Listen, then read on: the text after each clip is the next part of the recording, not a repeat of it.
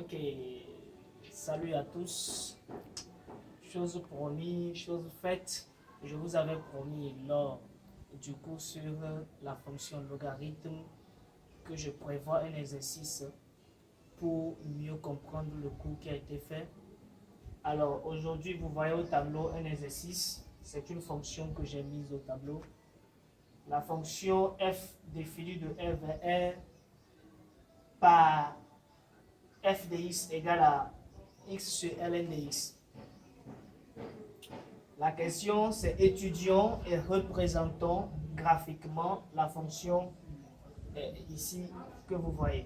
Alors la résolution, c'est toujours la même méthode. Pour faire une étude de fonction, il faut toujours commencer toujours par l'ensemble de définitions, ensuite calculer les limites, calculer la dérivée, étudier le signe de la dérivée, tracer le tableau de variation, puis tracer la courbe.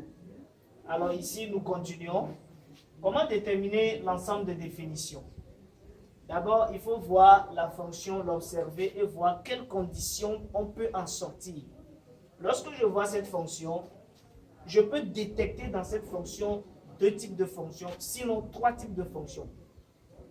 Premièrement, je vois la fonction x. La fonction x qui est ici est une fonction polynôme. Et je sais que pour déterminer l'ensemble des définitions des fonctions polynômes, il n'y a rien comme condition.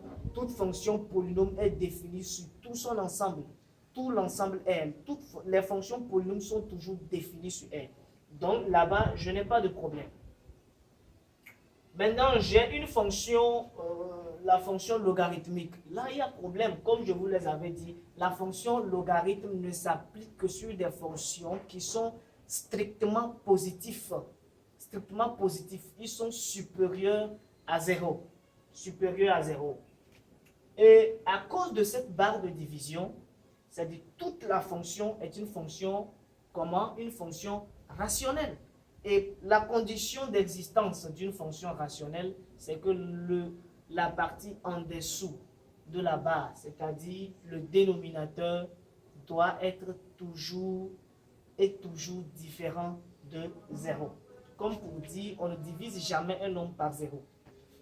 Alors, voici ces conditions. D de f est égal à quel que soit x éléments de R, tel que, mais ici, voyons les conditions que j'ai listées, tel que ln de x soit différent de 0, donc le dénominateur différent de 0, et x là, ce n'est pas le x qui est en haut, mais le x qui est appliqué.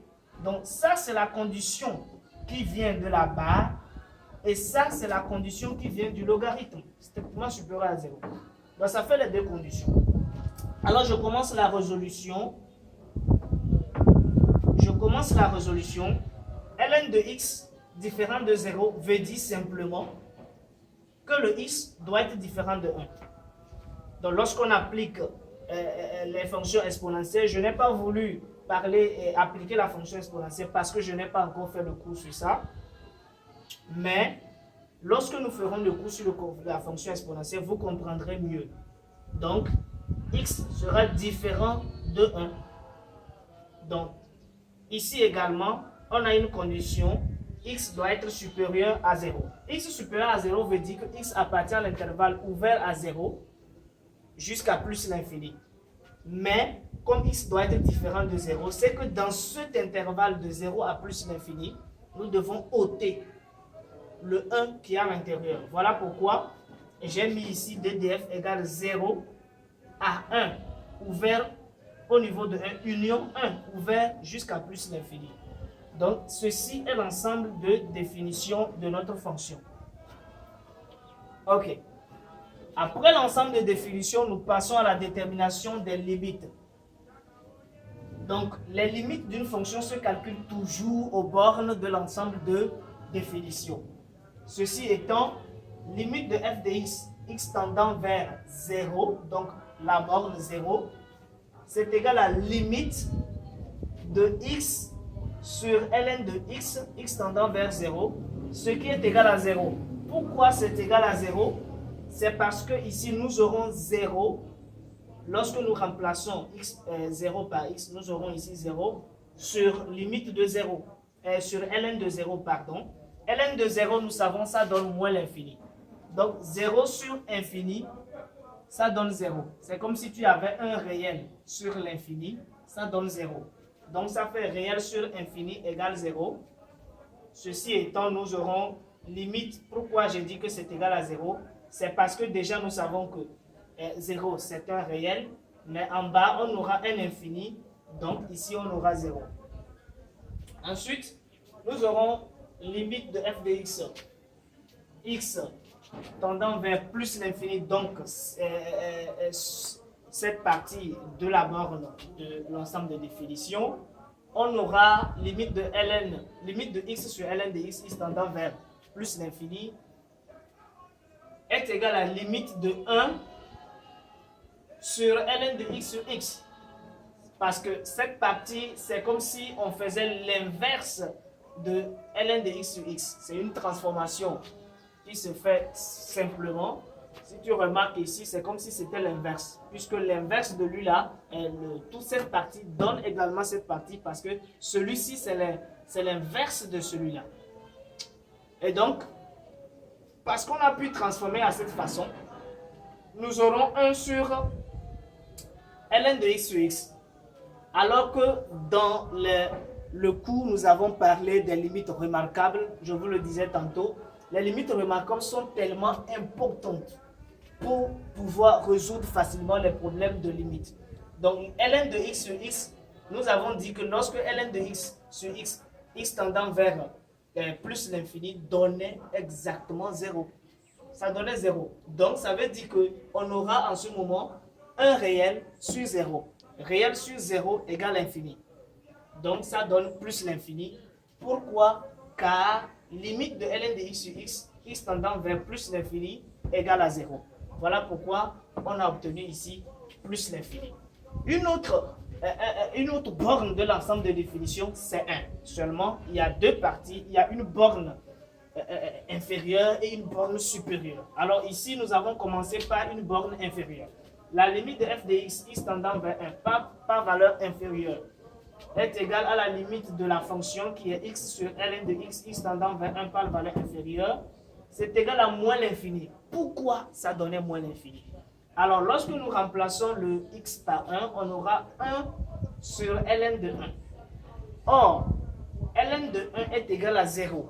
Ça veut dire que ça ressemble un peu à ce que nous avons ici. Ça fait réel sur 0. Réel sur 0 égale à combien? Égal à un infini. Égal à un infini. Seulement. Il s'agit de quel infini? Cet infini nous est donné par le signe du dénominateur. Donc ici on aura 1, mais ln de x va tendre vers 0. Ça c'est vrai, mais seulement c'est un 0 qui est négatif. C'est un 0, c'est une partie négative tellement proche de 0. Donc on dira que ln de x, x tendant vers 1, est négatif. De la même manière ici, nous verrons limite de f de x, x tendant vers 1 par valeur supérieure égale limite de x sur ln de x, x tendant vers 1 par valeur supérieure, ce qui est égal à plus l'infini. Pourquoi? Parce que x, on aura 1, mais limite de ln de x, x tendant vers 1 par valeur supérieure, c'est égal à 0. On est d'accord, mais ln de x, lorsque x tend vers 1 par valeur supérieure, est en fait positif. Voilà pourquoi ici nous aurons plus l'infini. Alors, ainsi, pour en faire la partie limite, nous allons voir les dérivées. La dérivée, nous allons calculer la dérivée de la fonction. Cette fonction est une fonction en général rationnelle. Donc, nous aurons dérivée de x fois ln de x moins dérivée de ln de x fois x, le tout divisé par le dérivé de divisé par ln de x le tout au carré. Donc, ceci conduit à dire que dérivée de x, c'est 1 fois ln de x, ça fait ln de x, moins dérivée de ln de x, ça fait 1 sur x, fois x, c'est égal à 1 sur x fois x, ça fait 1. Donc, ça fait, après, ln de x moins 1 sur ln de x au carré. Ça, c'est la fonction dérivée dérivée que nous avons. Ok, nous continuons avec notre exercice sur les fonctions logarithmes taupériens. Nous avons déjà calculé les limites, l'ensemble de définitions, qui a été d'abord la première partie, et puis nous avons la dérivée. Alors, l'étape suivante, c'est de déterminer le signe de la dérivée pour ensuite conclure le sens de variation de la fonction. Donc, la dérivée que voici, nous savons déjà les limites. Limite de f de x en 0 égale à 0, f de x en plus l'infini égale à plus l'infini, limite de f de x en moins 1 par valeur inférieure égale à moins l'infini, en moins 1 par valeur supérieure égale à plus l'infini.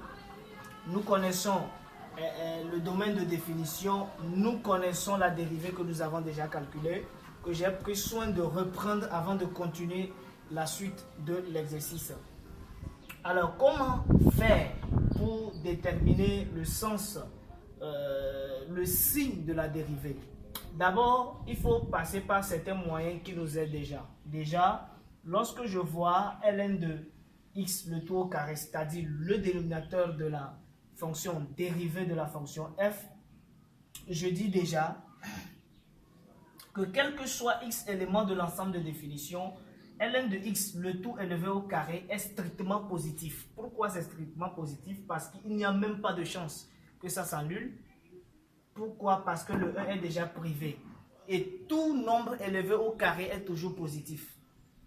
Donc, ceci étant, ça veut dire que comme il est déjà positif, si on veut déterminer le signe de la fonction dérivée, il faut déterminer le signe du numérateur.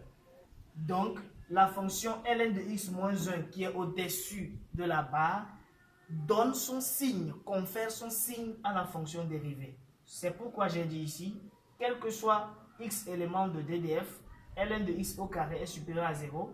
Le signe de la fonction f' de x dépend donc de celui de la fonction ln de x moins 1. Ainsi, posons ln de x moins 1 supérieur à 0. Nous voulons connaître l'ensemble sur lequel la fonction là serait positive.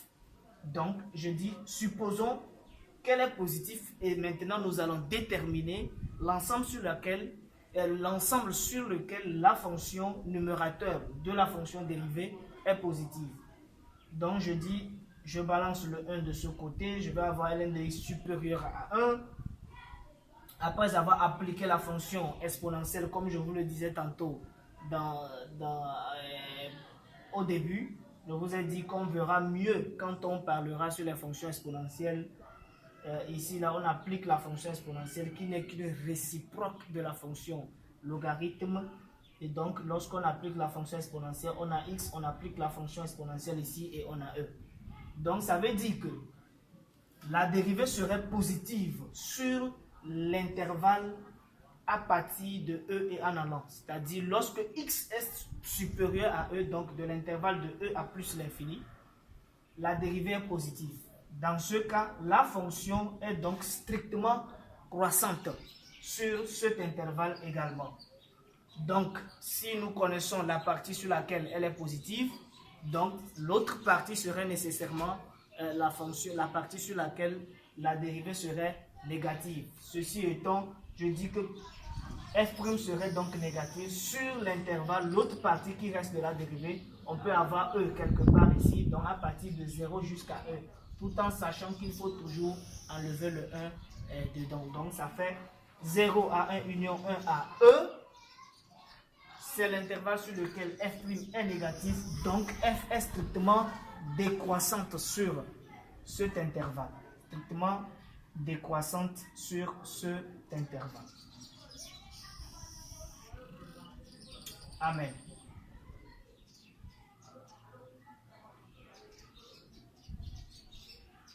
Strictement décroissant sur cet intervalle. Ok. Donc, ici, nous avons fini l'étude de la variabilité de la fonction et ceci nous amène directement sur le tableau de variation. Donc, dans le tableau de variation, on étudie toujours une fonction sur son ensemble de définitions. On ne peut pas étudier une fonction en dehors de son ensemble de définition. Voilà pourquoi il est primordial qu'avant l'étude de la fonction, il faut déterminer son ensemble de définitions avant de faire la suite. Donc, l'ensemble de définitions, c'est elle que je reporte ici sur les valeurs de x. Donc, x ne peut prendre que des valeurs qui sont intégrées à l'ensemble de définitions. Donc, on aura 0 à 1 union 1 à plus l'infini, tout en sachant qu'il y a un e qui vient de faire son apparition que nous avons aussi intégré. Donc, nous avons étudié le signe de la fonction dérivée. On a f' de x. On sait que de cette partie de l'ensemble de définition positif, ainsi nous passons notre signe positif. De l'autre côté, il serait négatif, ainsi nous plaçons notre signe négatif de toutes les parties, tout en sachant que la fonction est privée, l'ensemble de définition est privé. Dans l'ensemble de définition, on a privé le 1, pour mieux dire. Donc, la fonction dérivée serait impérativement nulle au niveau de e, puisque si nous remplaçons le e dans cette fonction, exponentielle de e va donner 1. 1 moins 1 égale 0. Donc, 0 sur tout nombre donne toujours 0. Donc, on a ici, on a 0. Donc, parce que ici, on a 0, on va avoir une décroissance de la fonction. Nous allons remplacer les fonctions limites. Limite de f de x tendant vers 0 égale 0. Limite de f de x tendant vers 1 par valeur inférieure égale à moins l'infini. La fonction va décroître selon le signe de la dérivée. La fonction va décroître donc de 0 jusqu'à moins l'infini.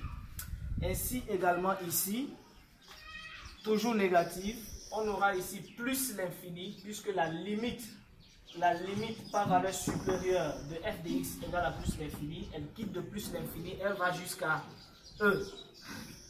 Elle décroît. Puisque nous avons dit que d'ici jusqu'ici, c'est rien que la décroissance, nous allons voir que ici aussi, c'est rien que les décroissants que nous avons. Donc ici, on aura moins l'infini jusqu'à E. Donc, de plus l'infini, elle va décroître jusqu'à E. Elle va descendre de plus l'infini jusqu'à E. Et à partir de E, elle va encore croître puisqu'on rentre dans une partie positive où elle va croître pour aller vers la limite de f de x tendant vers plus l'infini qui donne plus l'infini comme cela est ici dit. Alors, à partir des limites, nous pouvons dégager un certain nombre de propriétés de certaines équations de droite qui peuvent nous aider. Déjà, lorsque nous voyons la limite de f de x tendant vers 1 par valeur inférieure et par valeur supérieure donne respectivement moins l'infini et puis plus l'infini. Donc on aura moins l'infini plus l'infini. Donc on aura les deux types. Ce qui veut dire simplement, lorsque on calcule la limite d'une fonction x tendant vers un nombre réel et qu'on trouve que ça donne un infini, en ce moment il faudrait dire qu'il s'agit d'une on obtient en ce moment une asymptote verticale d'équation x égale à ce réel. Donc ici nous avons écrit limite de f de x tendant vers 1 par valeur inférieure et par valeur supérieure donne plus ou moins l'infini, ce qui veut dire qu'il y a asymptote verticale d'équation x égale à 1 en moins l'infini et en plus l'infini. Donc cette équation doit être représentée dans la représentation de l'équation de la droite, de la représentation de la courbe de la fonction. L'étape suivante, c'est limite de f de x tendant vers plus l'infini. Nous avons constaté que ça donne plus l'infini, ça nous attire notre attention. Lorsque tu calcules la limite d'une fonction x tendant vers un infini, et tu trouves encore un infini, il faut poursuivre les calculs en calculant ensuite f de x sur x. Ce que nous avons fait ici, limite de f de x tendant vers plus l'infini égale à plus l'infini. Après, nous calculons limite de f de x tendant f de x sur x, x tendant vers plus l'infini. Nous avons constaté que ça donne 0. Comme ça donne 0, il s'agit d'une branche parabolique de direction OI. Une branche parabolique de direction OI. Alors, après avoir eu toutes ces informations, le traçage de la courbe devient très facile. Alors, je représente mon repère qui est orthonormé OIJ. Et d'après la courbe, j'ai dit que de 0 à 1, donc de 0 à 1, la courbe quitte de 0 à moins l'infini. Donc, en se servant de x égale à 1 comme asymptote à moins l'infini. Donc ici, il va décroître jusqu'à ce niveau. Et après, nous allons voir de 1 à E, de 1 à E, de 1 à E, de 1 à E. La fonction de 1 à E, la fonction qui de moins plus l'infini, pardon, jusqu'à f de E qui est E. Donc, de plus l'infini, elle va décroître comme ça et s'arrête au niveau de E. Et après, nous avons vu qu'elle va croître, mais en ayant une branche parabolique de direction OI, en évoluant faiblement vers la croissance. Donc, c'est ainsi que nous aurons quelque chose comme ça. Voilà. Donc, ainsi prend fin cet exercice et aussi la fin de cette vidéo. Je vous attire l'attention sur chaque partie de cet exercice. Prenez soin de le retraiter. Prenez la fonction, vous la traitez, vous la retraitez et vous regardez la correction pour s'assurer de mieux comprendre afin de mieux aborder les exercices de ce genre. Je vous remercie. Abonnez-vous, likez, partagez même la vidéo et à très bientôt.